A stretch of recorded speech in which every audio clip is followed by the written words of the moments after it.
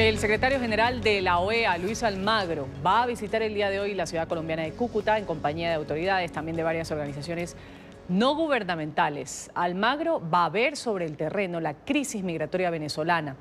Antes de viajar a la frontera colombo-venezolana, el secretario general de la Organización de Estados Americanos ha hablado con NTN 24. Y Dania Chirinos, nuestra directora de contenidos, está a esta hora con Luis Almagro en la capital colombiana. 7:25 minutos. Y Dania, un buen día, adelante.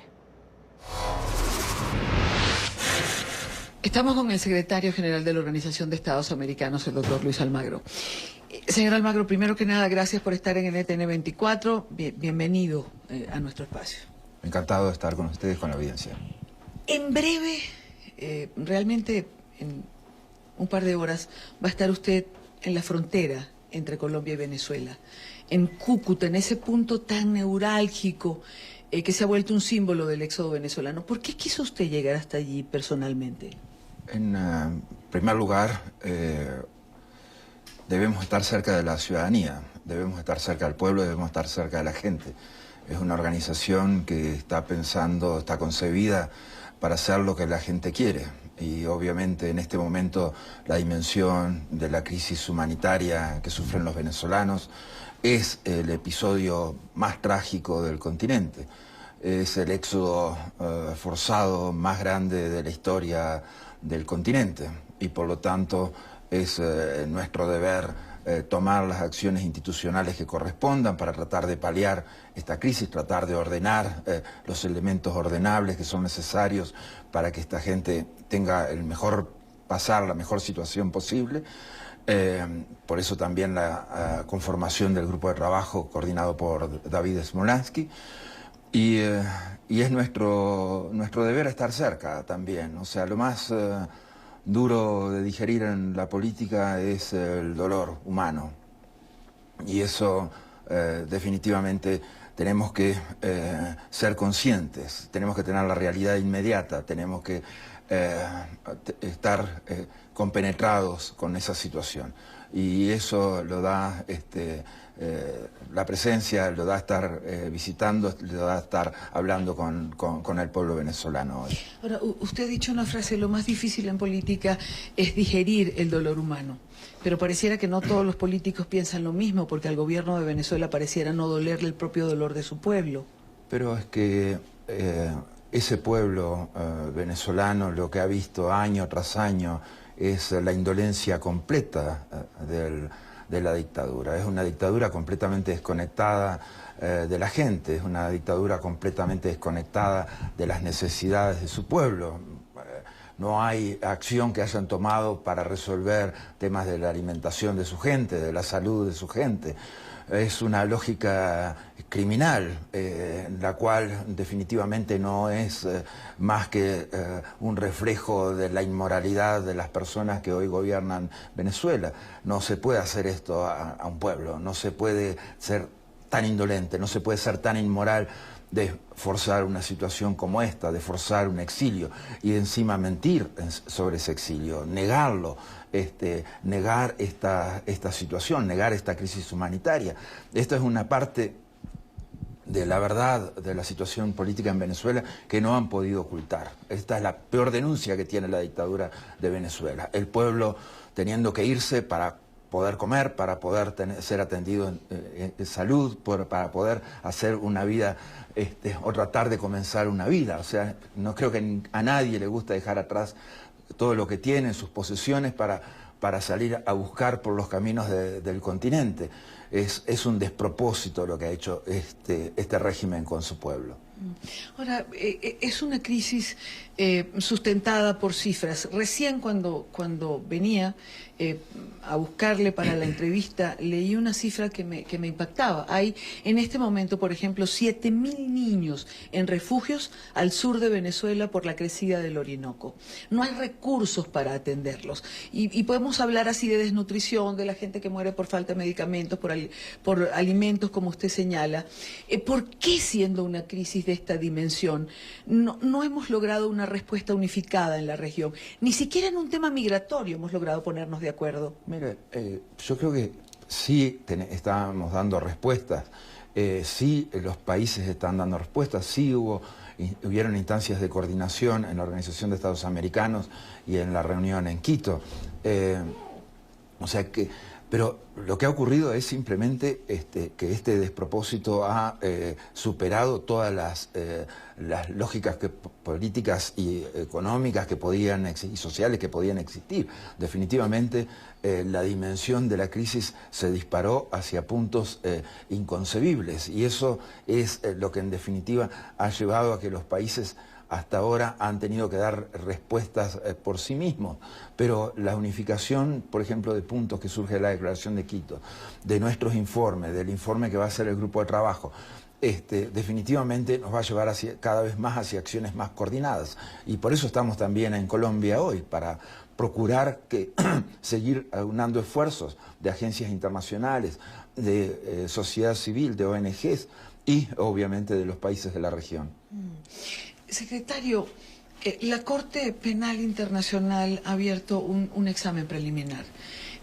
¿Cómo incidiría dentro de esto que está sucediendo que uno o varios países denunciaran a Venezuela? ¿Tuvo usted la oportunidad de conversar con el presidente Duque? ¿Liderará Colombia una denuncia de este tipo? Sí, eso ha avanzado. Y los países son conscientes de la necesidad de una investigación sobre crímenes de lesa humanidad en Venezuela. Es necesario determinar las responsabilidades, o sea, no hay ninguna duda, cada uno puede responderse a sí mismo, o sea, ¿hay torturas en Venezuela o no hay torturas? ¿Hay presos políticos en Venezuela o no hay presos políticos? ¿Detenciones arbitrarias o no?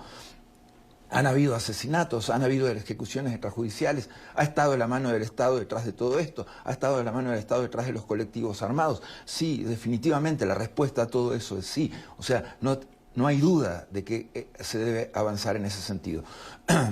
Entonces, yo creo que la Corte Penal Internacional ya debería haber abierto la investigación, porque la evidencia ha sido muy dura, y esta evidencia la crisis humanitaria que padece el país, esta evidencia de los venezolanos huyendo de la represión, de la dictadura, del hambre, de la miseria, es la denuncia más clara. Y definitivamente la Corte Penal Internacional no puede ser indolente ante el exilio forzoso de millones de venezolanos, no puede ser indolente ante la tortura de los venezolanos, no puede ser indolente ante el asesinato de los venezolanos, no puede ser indolente ante los presos políticos que tienen los venezolanos, que son venezolanos. Definitivamente la Corte Penal Internacional ya debería haber dado estos pasos, los pasos que están dando los países en la región para presentar estas denuncias.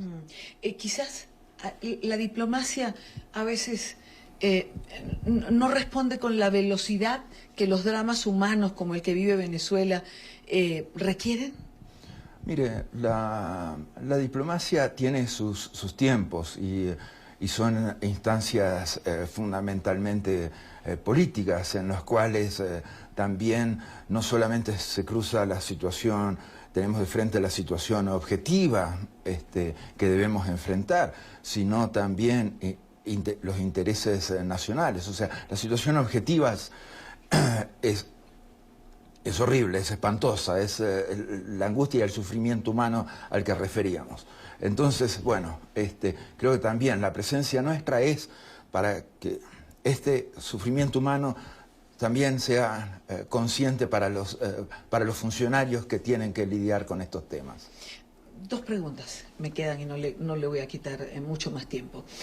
La primera de ellas, secretario, para mucha gente he tenido la oportunidad en lo que va de semana de hacer varias entrevistas, y hay quien sostiene, como el embajador Arria me comentaba en días pasados, que el tiempo para una salida negociada pacífica en Venezuela ya ha terminado. Él hablaba de una salida poco convencional o no convencional, pero ¿usted está de acuerdo con esto? Mire, vamos a darle fuerza a las sanciones, vamos a darle fuerza a las acciones diplomáticas. Han quedado abiertas conforme a la última resolución de la Organización de Estados Americanos. Sí, coincido que es un régimen con una lógica criminal, un régimen en el cual las cifras de corrupción son las más altas de la historia de la humanidad, un régimen en el cual la represión, la violación de derechos humanos es permanente, un régimen que además tiene una lógica criminal basada también en el narcotráfico, como se ha visto con la prisión de la familia del presidente en Nueva York, con los congelamientos de los activos del vicepresidente en Estados Unidos por cientos y cientos de millones de dólares, con las sanciones al ministro del Interior. O sea, es un régimen impregnado por una lógica de narcotráfico. Entonces, también eso es un elemento a tener en cuenta. Y finalmente, no puedo, en algunas circunstancias me cuesta mucho separar mi nacionalidad o mi venezolanidad de mi función de periodista. A ratos se pierde la esperanza, secretario. A ratos uno piensa que el problema de Venezuela no va a tener solución. ¿Qué le dice usted a los venezolanos en una circunstancia así? Miren, que sigan luchando, que sigan luchando. Desde la comunidad internacional vamos a seguir luchando para recuperar la democracia para Venezuela, para recuperar la prosperidad de Venezuela. Las dictaduras se quedan ahí cuando el pueblo deja de luchar, y hay que seguir luchando. Desde adentro, desde afuera, hay que seguir luchando para derrocar esta dictadura. Muchísimas gracias, secretario Almagro. Con esto, bueno, agradeciendo por supuesto el tiempo, ya están saliendo hacia Cúcuta. Regreso con ustedes a nuestro Centro Internacional de Noticias. Vamos a agradecer esta entrevista de Idania Chirinos, al secretario general de la OEA, 7:37 realizada en Bogotá, Colombia, previo a esta visita que va a hacer a Cúcuta el secretario general para palpar de cerca la realidad de las personas que están ahí en esta ciudad, venezolanos que se han desplazado desde su país precisamente huyendo de una crisis que no puede ser negada y que es negada en primera instancia por el gobierno madurista.